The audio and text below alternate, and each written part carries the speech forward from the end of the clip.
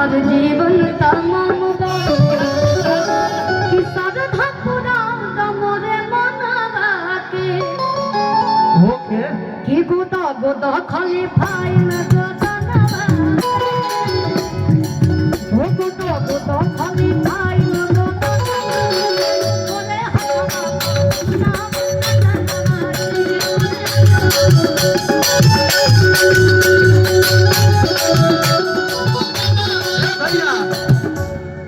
कि 3 कट्ठा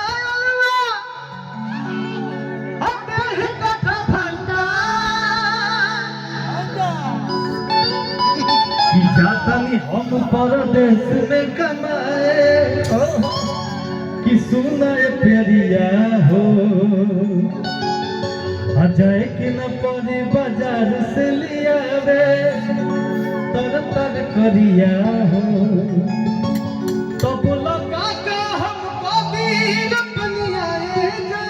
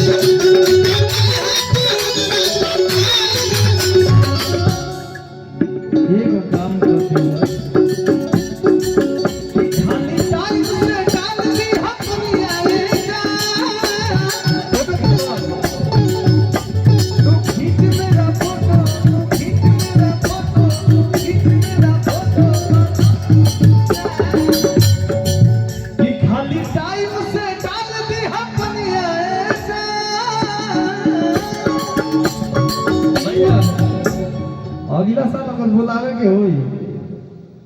खाली शिल्पी के मत बुलाएंगे हमरो के बुलावे के